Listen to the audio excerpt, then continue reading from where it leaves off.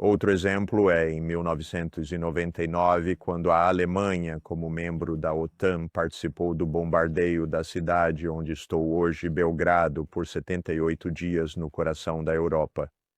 Sem qualquer tipo de instrução ou sem ter de prestar contas à Organização das Nações Unidas, isto representou uma grande e clara demonstração de poder, na qual a Alemanha desempenhou seu papel numa ação que foi absolutamente e completamente ilegal. Ou a aquiescência e o silêncio da Alemanha quando os Estados Unidos se retiraram unilateralmente do Tratado de Mísseis Antibalísticos em 2002, o que representou a mais significativa e importante desestabilização de todo o arcabouço de controle de armas nucleares dos tempos modernos. E tudo sobre o alargamento da OTAN precisa ser compreendido no contexto de um arcabouço de armas nucleares fraturado e desestabilizado que os Estados Unidos e os aliados da OTAN romperam. Porque o Tratado ABM era uma parte fundamental da estabilidade nuclear e depois os Estados Unidos vieram e disseram: não, nós não vamos participar disso e vamos expandir a OTAN contrariando todas as promessas que havíamos feito. Ou o reconhecimento de Kosovo pela Alemanha no ano de 2008, após o bombardeio da OTAN. Então, a Europa está toda cheia da retórica da inviolabilidade das fronteiras, exceto quando a própria Europa decide quebrar essas mesmas fronteiras. Foi assim que a Europa desmembrou a Sérvia. E não só fragmentou a Sérvia, naturalmente, e sem qualquer surpresa, como também instalou a maior base militar da OTAN de todo o sudeste europeu no território do Kosovo. A parte da Sérvia que foi desmembrada e que depois serviu para instalar a base Bandistil, a maior base da OTAN em toda a região dos Balcãs. E, no mesmo ano, a Alemanha teve uma participação no desastre da cúpula da OTAN em Bucareste. Uma reunião muito interessante, a propósito, aquela que foi a causa próxima desta guerra, porque em 2008 os Estados Unidos exigiu que os países aliados da OTAN anunciassem publicamente que a organização se expandiria para incluir a Ucrânia e a Geórgia. É muito interessante, não apenas completamente contrário ao que havia sido prometido, mas, de fato, totalmente oposto ao que os próprios ucranianos realmente desejavam naquele ano, porque existia uma oposição pública esmagadora à adesão à OTAN, pois os ucranianos sabiam que isso lhes traria sérios problemas. Bush pressionou intensamente. A chanceler Angela Merkel escreveu em suas memórias recentes que sabia que esta era uma decisão terrível e perigosa que poderia levar a uma guerra, mas ela cedeu. E no segundo dia da cúpula de Bucareste, acabou por concordar com os Estados Unidos com o compromisso de que a OTAN se expandiria para incluir a Ucrânia e a Geórgia, o que nos levaria diretamente a uma guerra total. Então, eu lembro a chanceler Merkel que em 21 de fevereiro de 2014, no contexto do levante de Maidan ou das manifestações que foram provocadas, estimuladas e também financiadas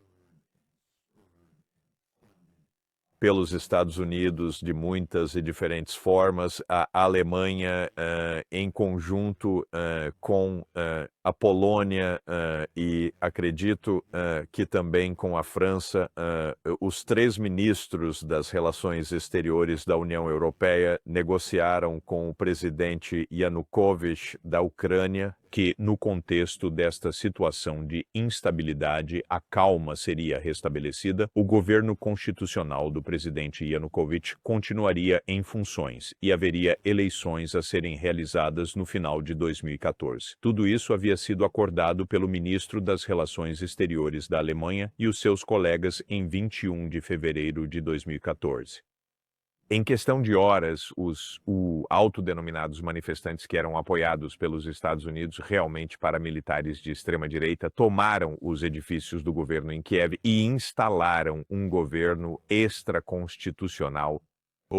E mentiu ao alegar que Yanukovych havia renunciado, onde Yanukovych disse de forma absolutamente clara: eu sou presidente da Ucrânia. Eu não renunciei, de maneira alguma. Então, onde estava a Alemanha algumas horas depois de ter intermediado um acordo? A Alemanha ficou em silêncio. Sim, nós apoiamos o novo governo. Nós apoiamos o golpe. Nenhuma responsabilidade por parte da Alemanha, de forma alguma. Quando a região de Donbass disse não aceitamos o golpe, e quando o regime golpista imediatamente propôs reprimir a população de etnia russa de muitas maneiras, incluindo a proibição do uso da língua russa, claro, a guerra começou. E no início de 2015, portanto, nem um ano após esta guerra, basicamente quase no aniversário de o Maidan, pouco antes, a Rússia ajudou a negociar um acordo de paz, o que foi chamado de Acordo de Minsk II, e isso exigia o fim das hostilidades, com base na autonomia política da região do Donbass, que abrange Donetsk e Luhansk. E a Alemanha se posicionou novamente, a chanceler Merkel, e a França disse: nós vamos garantir este novo tratado. O tratado foi aprovado pelo Conselho de Segurança da ONU por unanimidade, e a Alemanha e a França seriam os garantes no chamado processo da Normandia. Eles trapacearam novamente, sim, mais uma vez, porque lá no fundo, bem no íntimo, dentro deste jogo que envolve os Estados Unidos e a Ucrânia, eles afirmaram categoricamente: não, de forma alguma, não concederemos autonomia ao Donbass. Nós vamos tomá-lo de volta pela força. E os Estados Unidos, é claro, construíram, e a um custo de bilhões de dólares, um exército de 1 milhão de homens na Ucrânia, especificamente para esse propósito. O que a França e a Alemanha, como países garantidores do Acordo de Minsk II, fizeram quando a Ucrânia se recusou a implementar o acordo que havia sido endossado pelo Conselho de Segurança das Nações Unidas? A Alemanha não fez absolutamente nada, nem sequer uma palavra. E então, quando a chanceler Merkel foi questionada sobre isso, depois que ela já havia deixado o seu cargo, ela afirmou: sim, sabe, na verdade o objetivo era apenas ganhar tempo para que a Ucrânia pudesse fortalecer-se. Por diversas razões, eu não acredito que essa fosse a intenção inicial. Eu penso que foi a fraqueza da Alemanha, e não que fosse um mero jogo desde o princípio. Tenho razões para acreditar que a chanceler Merkel realmente pensava que a autonomia era o modelo certo.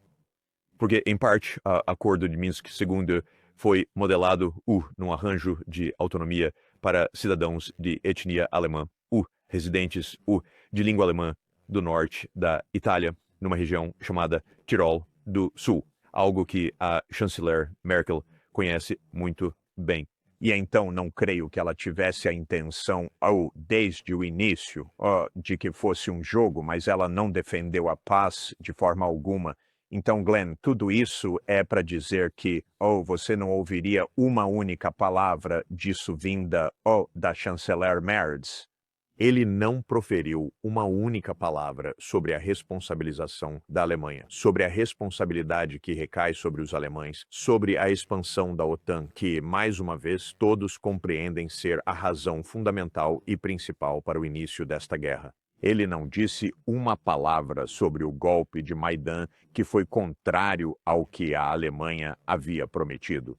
Ele não disse uma palavra sobre o fracasso do Acordo de Minsk II, cuja implementação a Alemanha havia prometido garantir. Então, considero a situação extraordinariamente perigosa e, sem qualquer reflexão aparente, absolutamente nenhuma, por parte destes que se dizem líderes que nos estão a conduzir diretamente para o desastre e a arrastar a Europa para o desastre. E são precisamente estes dois líderes alemães. É o Merz, e é a Ursula von der Leyen, e eles conhecem-se, eles estão a trabalhar de mãos dadas, estes dois líderes alemães que não reconhecem nem por um instante a responsabilidade da Alemanha pela paz e a sua responsabilidade por nos terem ajudado a chegar a esta situação tão desastrosa.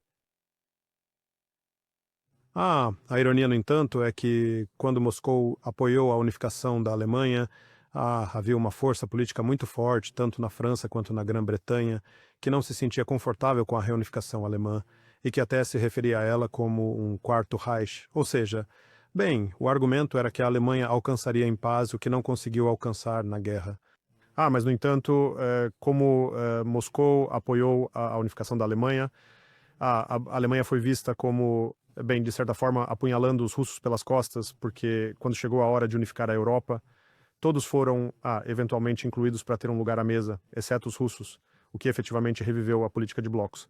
Mas isso é interessante. E Glenn, sabemos que a Alemanha estava bem ali no início deste engano, não apenas violando as promessas explícitas que ela havia feito, mas argumentando imediatamente: a OTAN deveria expandir-se, ao contrário de cada palavra que tinha sido dita. Então, a Alemanha não foi apenas uma mera espectadora que permitiu que sua palavra perdesse o valor. Ela, na verdade, foi uma participante ativa desde o início, nos anos de 1993 e 1994, ajudando a persuadir Bill Clinton, que era um muito inconsequente e, na altura, um presidente extraordinariamente inexperiente, para fazer este ato absolutamente desastroso que foi cometido, que foi quebrar um acordo diplomático tão importante. E, como sabem, isso tem sido ensaiado e debatido uma e outra vez. Mas há agora inúmeros testemunhos de que esta questão da OTAN foi a chave, incluindo aquele que mencionei há apenas alguns dias, de um membro interno da administração Biden fazendo este reconhecimento. Então, Merz deveria dizer a verdade sobre isso. Esta era a Amanda Sloat ou... É isso mesmo. Sim. Não, ela era a chefe assessora para a Europa. Esta não era uma assessora de pouca importância, mas...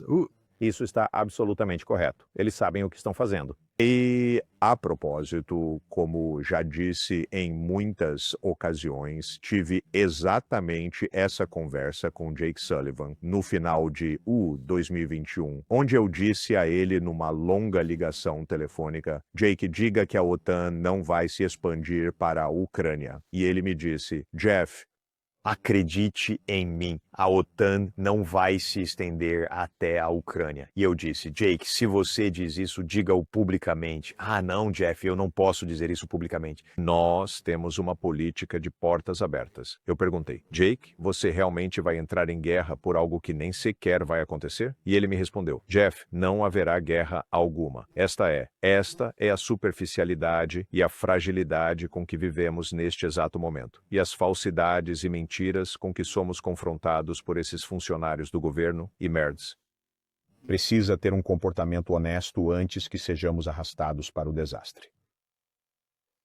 Bem, dado que a Alemanha se tornou uma das principais autoras desta guerra, o que achei muito poderoso na sua carta é este argumento de que a segurança europeia tem de ser indivisível, que isto não é um ponto de vista russo, isto estava no centro de todos os nossos acordos, que na verdade assinamos para uma arquitetura de segurança pan-europeia.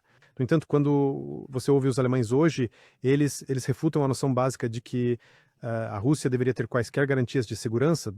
Quer dizer, como chegamos de reconhecer a segurança indivisível como o cerne da segurança, né, como o cerne da estabilidade na Europa, até mesmo rejeitar que os russos tenham quaisquer preocupações legítimas de segurança ou devam ter garantias? Quer dizer, isso é bem extraordinário, mas virou normal, eu acho. Glenn, sabe, eu tenho estado a refletir sobre os momentos mais importantes dos últimos 200 anos. É uma aflição que se repete, e a Alemanha tem desempenhado um papel nessa história de forma repetida. Se voltarmos no tempo, é claro, a Segunda Guerra Mundial. No final da Segunda Guerra Mundial, a principal conferência em Potsdam disse que a Alemanha seria neutra e desmilitarizada. E, novamente, os EUA, a Grã-Bretanha e a França trapacearam nisso. Eles disseram: não, a nossa parte será remilitarizada. Ele vai se tornar um país independente, ele vai fazer parte da OTAN. E em 1952, Stalin se manifestou no que é conhecido como a Nota de Stalin e disse ao Ocidente: mas em Potsdam vocês prometeram neutro e desmilitarizado. E era assim que a Guerra Fria que estava evoluindo poderia terminar. E, sabe, os historiadores da época argumentaram. E os historiadores ocidentais diziam. Não, Stalin não estava realmente falando sério. E coisas do tipo. Mas quando os arquivos foram finalmente abertos, ficou claro que Stalin falava absolutamente a sério. Neutralizar a Alemanha, desarmar a Alemanha, a Guerra Fria pode acabar. E quem a bloqueou foi Adenauer, o chanceler da Alemanha. Ele disse: melhor que estejamos divididos. Do que nós somos neutros e assim a Alemanha jogou uma cartada falsa e ele, na verdade, instruiu seu embaixador em Londres para dizer e comunicar aos altos funcionários britânicos numa nota extremamente secreta. Eu não confio no povo alemão. Eu não quero ser neutro, de jeito nenhum. Talvez no futuro eles se aliassem à Rússia, por isso não confio no meu próprio povo, e nesta comunicação, foi explicado pelo embaixador alemão. Por favor, isto nunca deve tornar-se público, porque isso obviamente enfraqueceria a posição política do chanceler caso isso viesse a ser conhecido. Mas o ponto é que Adenauer agiu com falsidade. E a afirmação era: Stalin não falava sério. Mas os historiadores provaram que Stalin falava sério. A nação que se revelou enganosa foi, de fato, a Alemanha. E, lamento muito, estamos a testemunhar esta situação repetidamente. Mas o ponto central da minha correspondência de hoje, eu nem sequer desejava ter que revisitar toda esta história. Eu só queria dizer que no período imediato da unificação, a Alemanha estava lá e não cumpriu a sua palavra. E tem que assumir a responsabilidade agora para fazer a paz com base na diplomacia, e não nesta narrativa propagandística sobre o que está a acontecer neste exato momento. E o Merz precisa absolutamente conhecer essa história e contá-la com a verdade antes que sejamos todos nós vamos acabar sofrendo um desastre completo, e eu simplesmente não consigo acreditar que o Merz e a von der Leyen estão tentando colocar a Europa nas mãos deles novamente de uma forma tão distorcida. Desculpe, isso vai criar um desastre para a Europa também. Esse é o ponto. Bem, há algo a ser dito sobre a Alemanha. No entanto, eles tiveram a Ostpolitik, que deveria ter contribuído com algo bom. Então é muito triste ver que, mais uma vez, a Alemanha aspira a assumir um papel de liderança numa guerra contra a Rússia. Mas também encontrou... Sim, e Glenn, só para dizer, sabe, Willy Brandt, claro, com a Ostpolitik, foi um político verdadeiramente notável. Helmut Schmidt, eu conhecia pessoalmente. E também o chanceler Kohl. Eu o conhecia pessoalmente, eu o encontrei, e de fato tive várias reuniões, com Hans Dietrich Genscher. Você sabe, eu achava que eles eram pessoas honradas, que desejavam a unidade alemã e possuíam certa importância. E eles explicaram como isso poderia ser alcançado com uma segurança que fosse indivisível, tanto para a Rússia quanto para o continente europeu. E se eles, de fato, cumprissem o que foi previamente acordado agora, esta guerra chegaria ao seu fim definitivo. Bem, muito obrigado. E, só um último ponto. Também achei muito fascinante na sua carta o foco, na verdade, que a verdade pode pôr fim a todas essas hostilidades, porque não é só que tenhamos desentendimentos, como sugere agora com Sullivan. Nas nossas conversas anteriores mencionou Merz e agora o Sr. Macron e agora Merz. É o facto de que eles sabem exatamente o que a Rússia teme, o que realmente causou a guerra. O que causou a guerra é o facto de que eles mentem. Não são dois argumentos concorrentes, é que eles não dizem a verdade. Eles sabem e dizem uma coisa em privado e dizem algo completamente diferente em público. É esta falsidade e propaganda e que é a parte mais horrível de toda esta guerra. Quero dizer... Até que o trapaceiro consiga que alguém diga a verdade. Eles contam mentiras, quero dizer, e uns aos outros. Isso está absolutamente correto. É quem tem que nos trazer a realidade. Brincalhões e comediantes. É uma grande tragédia. Mas, bem, sei que você está aí no aeroporto, tem que pegar o seu próximo voo. Então, como sempre, muito obrigado por dedicar seu tempo